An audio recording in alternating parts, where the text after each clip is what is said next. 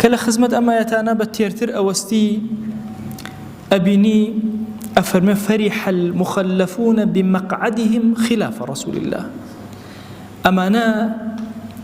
زور خوش حالا أم مخلف دواكوتوانا لجهاد بمقعد دانشتنيان لجهاد وهالنصانيان لبيناوي خوايا زور دلقشن خلاف رسول الله صلى الله عليه وسلم. طبعا علماء فرمون خلاف دو جور خلاف من هي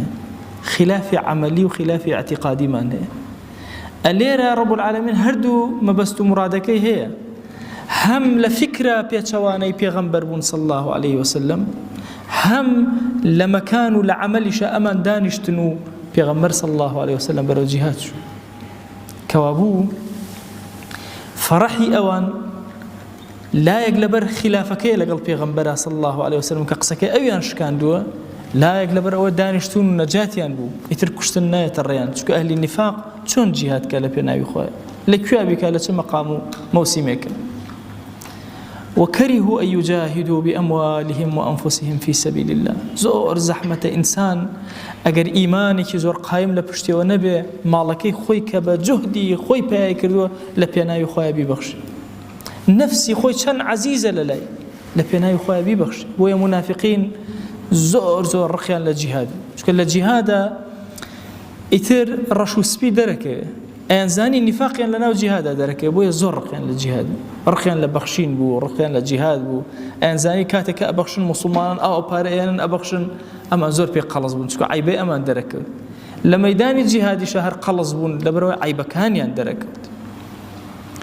إنجا صفات أهل النفاق بو سارت كردنەوەی خەڵکی مسلمان لە جیهاد و بەرەنگاربوونەوە زۆر قل لا تنفروا في الحر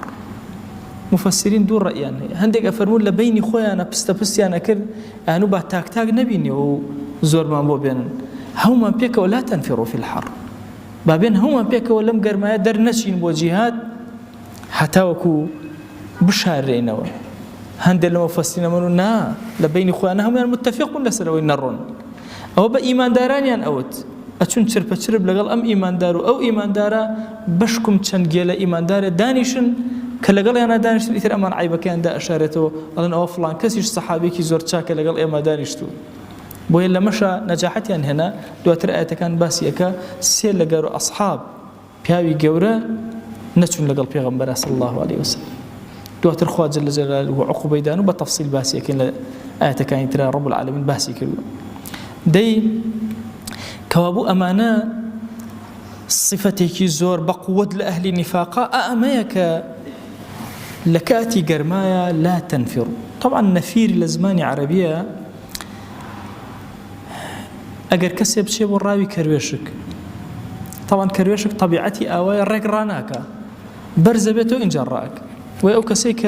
الراوي كرويشك أبي سيري شويني زاوية كنكا توزي برستر سيركا آقاي ليبه كهال إنسان أو لبرزيا ليبدا أم شوازو خو هالدانا برزبونوا بيوت النفير لزمان عربية يعني لا تنفروا چونك إيمان داران كباسي جهادك را پیغمبری خوا صلى الله عليه وسلم فرماني بكرده چون أو كريش كهال أسيتو بلا مردا برزبتو برزبونو لشويني خوان قنج أوستان لخزمة پیغمبرا صلى الله عليه وسلم بوي أفرمي وشي نفير أألم وهاتوا أما إنجأنو تشي أنو رامة برن أبو شوازا لم كاتي قرما آخر كي كاتي أو رابريتو بروي كل إنسان تحملناك قل نار جهنم أشد حرا لو كانوا يفقهون سيري أو جوابي رب العالمين شأني أمجي أنا السخد به ورا براوردي أكاب قيامة ويزور كات لدرسكاني عقيدة باسي وكم عقيدة كتابك وشك نيته بيخواني عقيدة أول همو ديناتي كلبو به أسيس لميدان الجهاد يكسر ربطي كمالي لجهاد أكاته بتشيو بآخرته قل نار جهنم كبشك العقيدة مسألة إيمان بآخرة قل نار جهنم أشد حرا لو كانوا يفقهون أجر خاوني فقه